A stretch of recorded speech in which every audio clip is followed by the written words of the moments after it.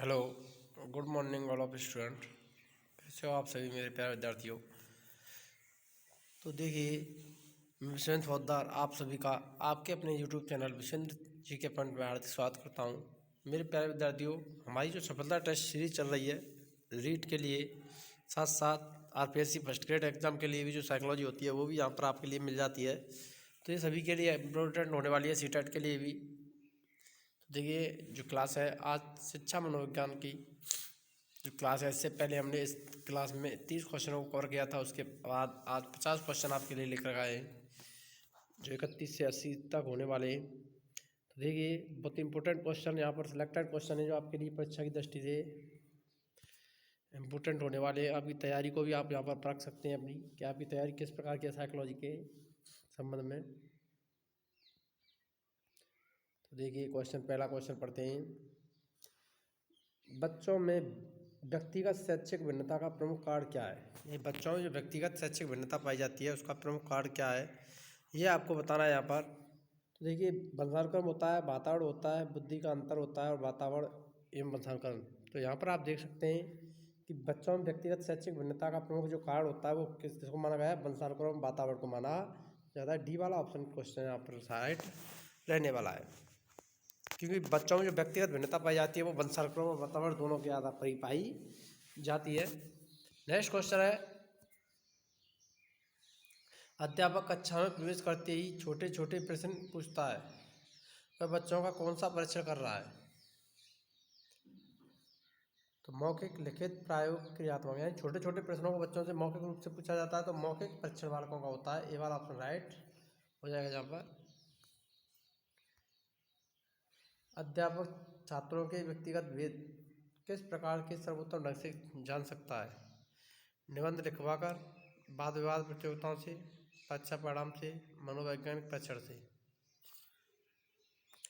तो अध्यापक छात्रों के व्यक्तिगत विभेद का परीक्षण किस प्रकार से कर सकता है, मनोवैज्ञानिक परीक्षण के द्वारा। डी वाला ऑप्शन राइट हो जाएगा यहाँ पर। किस विधि में अध्ययनकर्ता बच्चों या माता पिता या अध्यापक से मिलकर विविध प्रश्न पूछता है। तो वो कौन सी विधि हो जाती है, साक्षात्कार विधि, व्यक्तिगत विधि, निरीक्षण विधि या प्रयोगात्मक विधि।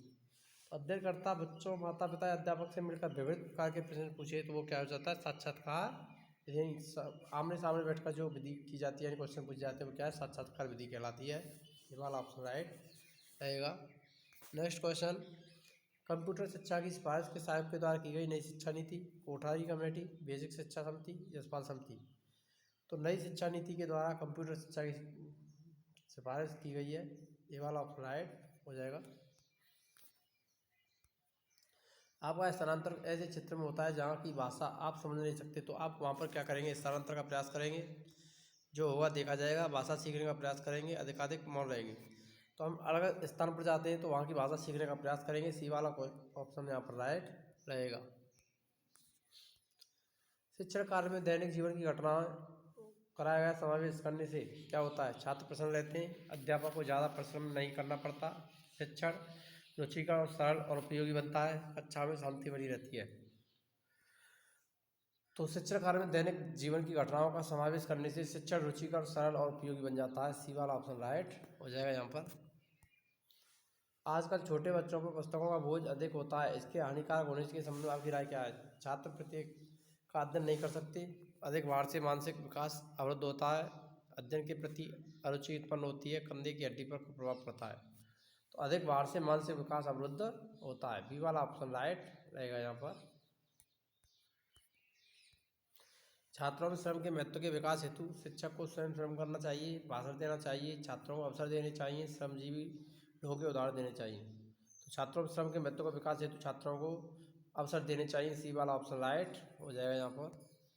नेक्स्ट क्वेश्चन, परीक्षा समीप आने पर पाठ्यक्रम पूरा ना होने की दशा में अध्यापक को चाहिए कि छात्रों को स्वयं पाठ्यक्रम पूरा करने को कहें, कुछ चुनिंदा प्रश्न करवा दें, घर बुलाकर पाठ्यक्रम पूरा करें, या अतिरिक्त समय देकर पाठ्यक्रम पूरा करें।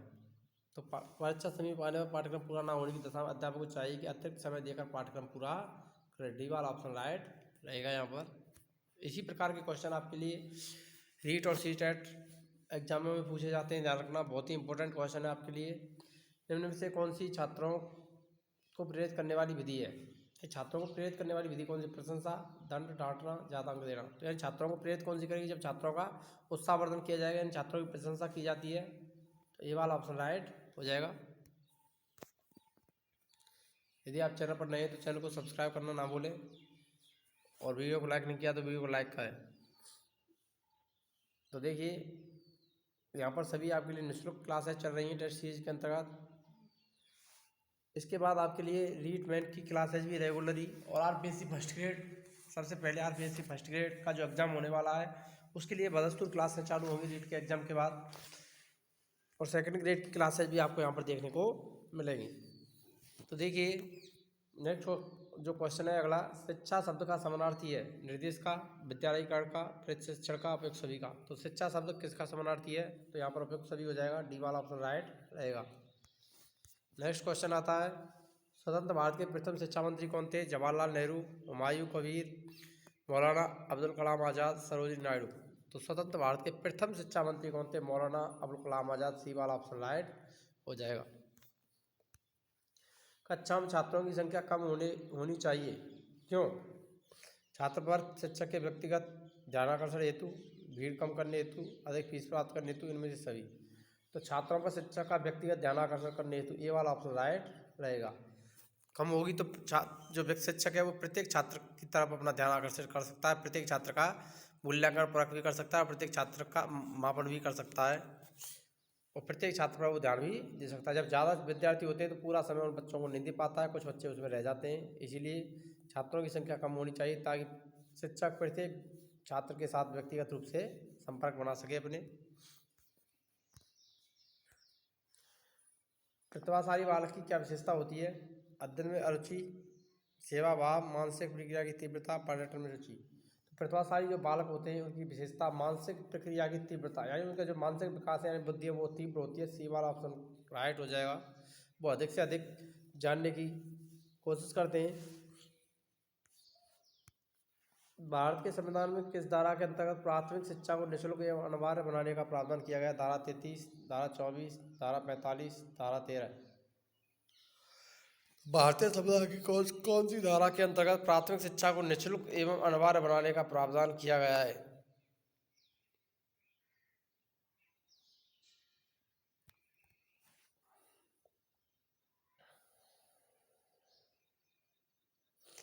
तो वो किया गया है मेरे प्यारे विद्यार्थियों, भारतीय संविधान की धारा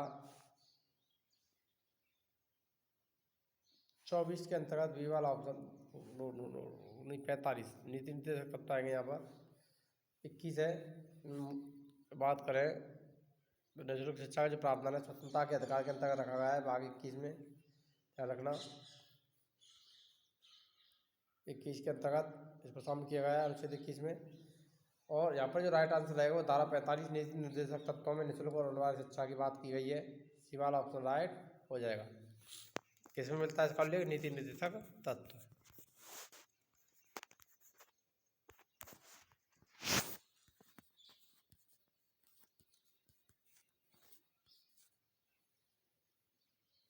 नेक्स्ट देखिए, निम्नलिखित में से कौन सा प्रत्यय पर्यावरण से प्रभावित होता है? बुद्धि, साहिक स्वभाव, वृद्धि, स्वभाव, उपयुक्त सभी। तो यहाँ पर देख सकते हैं जो प्रत्यय पर्यावरण से सर्वाधिक प्रभावित होगा, यानी बालक की बुद्धि प्रभावित नहीं होती है, शारीरिक वृद्धि भी नहीं होती है, लेकिन बालक का जो स्वभाव है, सी वाला क्वेश्चन राइट हो जाएगा, जो पर्यावरण से प्रभावित होता है।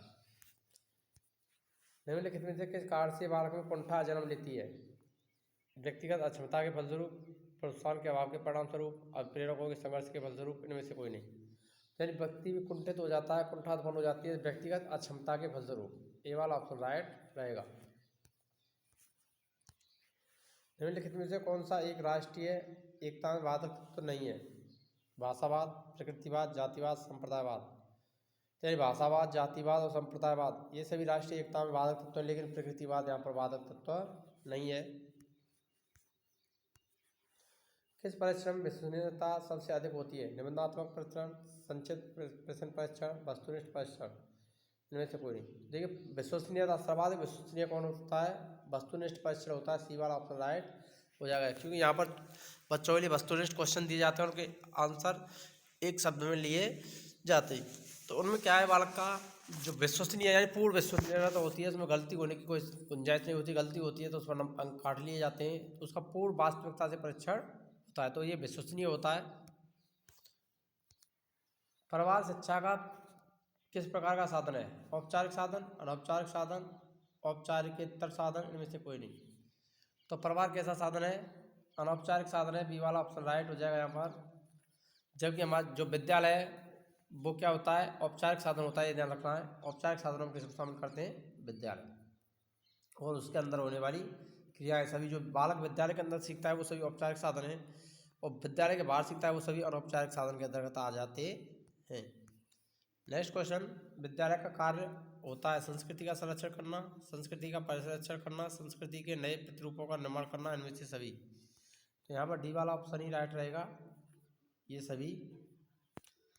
नेक्स्ट क्वेश्चन, किसी वर्ग का मान जिसकी आवृत्ति सबसे अधिक होती है उसे क्या कहते हैं? मध्यमान, बहुलकांक, माध्यांक या माध्यांक। तो ये क्वेश्चन आपके लिए आरपीएससी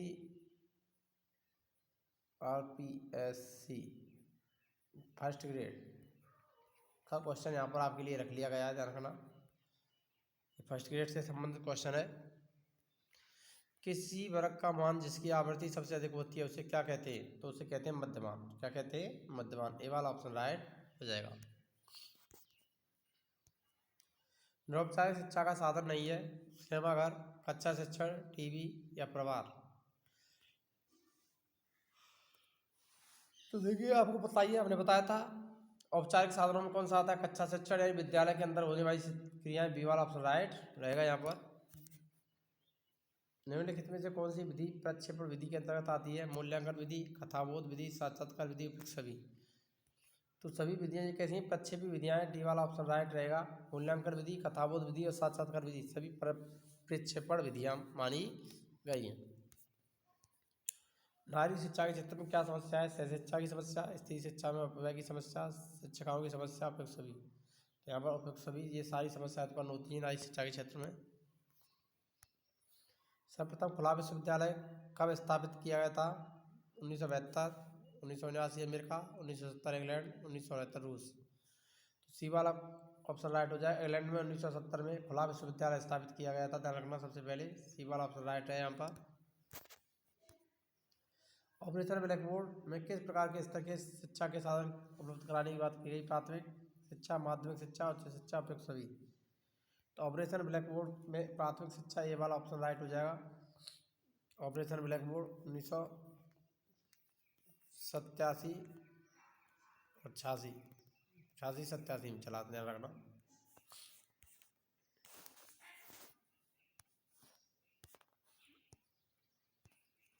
शैक्षिक अवसरों की समानता के लिए किस आयोग ने संस्तुति की थी? माध्यमिक शिक्षा आयोग 1952, भारतीय शिक्षा आयोग 1964, यशपाल समिति 1992, नई शिक्षा नीति 1966 और नवीन शिक्षा नीति जो वर्तमान में आई है 2020। ध्यान रखना, नवीनतम शिक्षा नीति कौन सी लागू की गई है? 2020। तो यहाँ पर जो राइट आंसर रहेगा वो भारतीय शिक्षा आयोग 1964 के द्वारा, बी वाला ऑप्शन राइट हो जाएगा।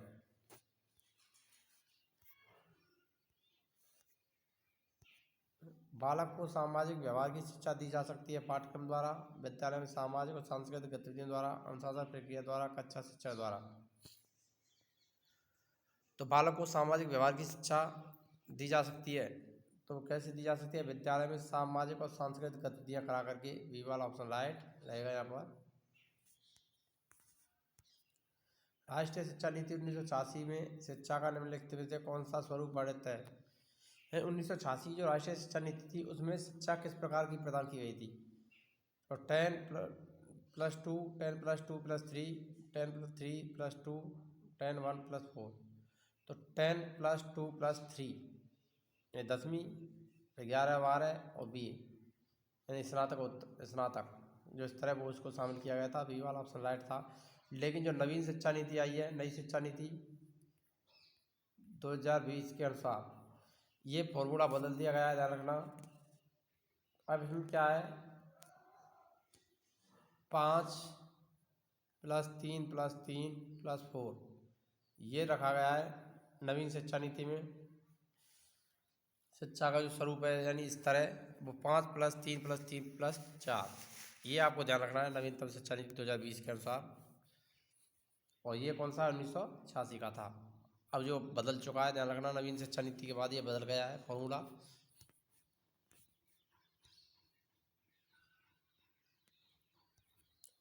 विद्यालय के संचालन के लिए आवश्यक है विद्यालय संगठन, प्रबंधन, विद्यालय प्रशासन, उपयुक्त सभी। तो उपयुक्त सभी ये सभी की आवश्यकता पड़ती है विद्यालय संचालन के लिए। डी वाला ऑप्शन राइट हो जाएगा यहाँ पर। भारत में राष्ट्रीय शिक्षा पाठ्यक्रम में समाहित किया गया है स्वतंत्रता आंदोलन का इतिहास, संवैधानिक दायित्व, पर्यावरण संरक्षण, उपयुक्त सभी। तो यहाँ पर जो राइट आंसर रहेगा वो उपयुक्त सभी रहेगा। भारतीय राष्ट्रीय शिक्षा पाठ्यक्रम में सभी को शामिल किया गया है।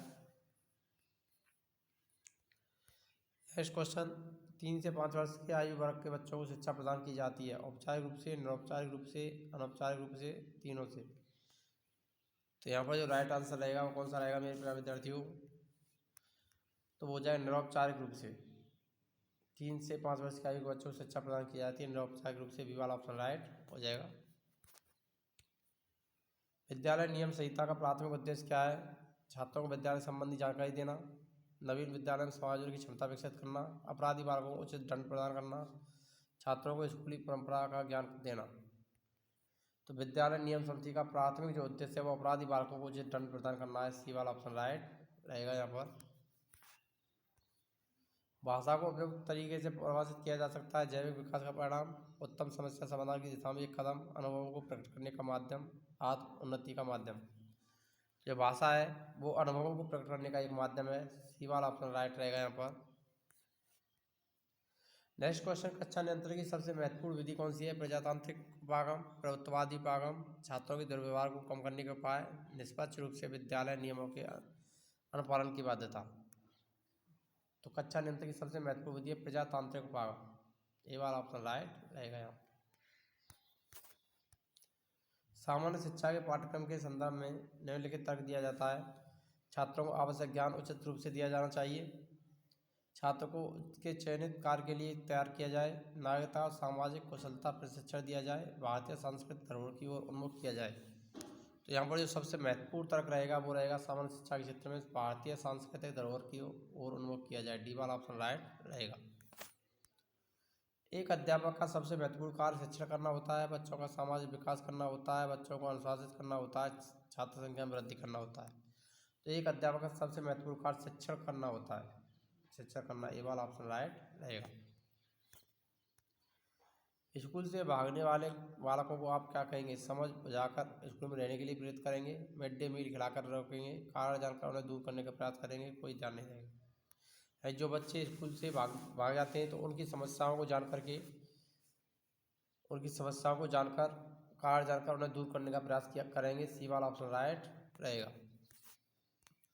कक्षा में छात्रों के बैठने का पर्याप्त साधन नहीं, ऐसी स्थिति में आप छुट्टी के लिए कह देंगे, समायोजन का प्रयास करेंगे, संस्था प्रधान की आलोचना करेंगे, प्रधानाचार्य को प्रबंधन करने को कहेंगे। तो सबसे पहले अगर पर्याप्त साधन नहीं तो समायोजन का प्रयास करेंगे, सभी छात्रों में समायोजन बैठाने का प्रयास करेंगे। बी वाला ऑप्शन राइट रहेगा।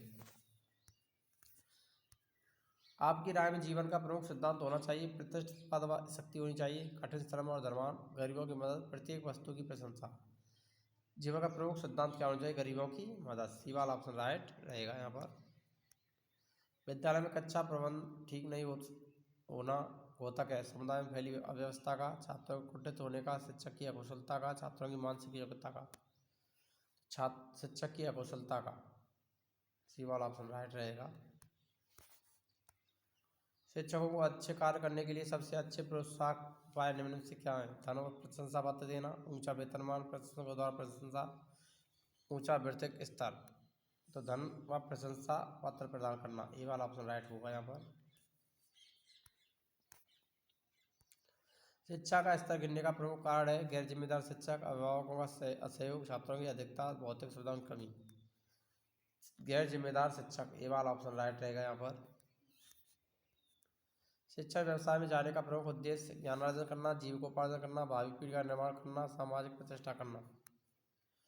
तो भावी पीढ़ी का निर्माण करना, सी वाला ऑप्शन राइट रहेगा। शिक्षण व्यवसाय में जाने का मुख्य उद्देश्य होता है भावी पीढ़ी का निर्माण करना। शिक्षक को अपनी विषय वस्तु में निरंतर नए ज्ञान का समावेश करना चाहिए, क्योंकि छात्रों को नवीनतम ज्ञान दे सकें, छात्र कक्षा में शांत रह सकें, छात्र शिक्षक की योग्यता का लोहा माने, अध्यापक की योग्यता का ज्ञान बढ़े, छात्रों को नवीनतम ज्ञान दे सकें। ये वाला ऑप्शन राइट हो जाएगा। शिक्षा एक त्रिकोणीय प्रक्रिया है जो छात्र शिक्षक समावेश सामाजिक परिवेश, छात्र शिक्षक पाठशाला, छात्र शिक्षक ज्ञानार्जन, छात्र शिक्षक ज्ञान। तो शिक्षा एक त्रिकोणीय प्रक्रिया है जो है छात्र शिक्षक और सामाजिक परिवेश। ये वाला ऑप्शन राइट रहेगा। मातृभाषा शिक्षण प्राथमिक स्तर पर पढ़ाना बेहतर क्यों है? बच्चों का आत्मविश्वास विकसित होता है, अधिगम सरल हो जाता है, बौद्धिक विकास में सहायक है, बच्चों को स्वाभाविक वातावरण सीखने में सहायता मिलती है। तो बच्चों का बौद्धिक विकास में सहायक होता है, सी वाला ऑप्शन राइट रहेगा। मातृभाषा शिक्षा प्राथमिक स्तर पर पढ़ाना बेहतर क्यों है? क्योंकि बालकों का बौद्धिक विकास में सहायक होती है। अध्यापक छात्रों में सामाजिक और नैतिक मूल्य संप्रेषण कर सकता है। मूल्यों पर भाषण देकर, दृश्य श्रव्य कार्यक्रम दिखाकर, पाठ सहगामी क्रियाओं की अधिकता से, धार्मिक बातों से। तो पाठ सहगामी क्रियाओं की अधिकता से, सी वाला ऑप्शन राइट हो जाएगा। मिलते हैं नेक्स्ट वीडियो में, तब तक के लिए जय हिंद, राधे राधे, जय श्री कृष्णा।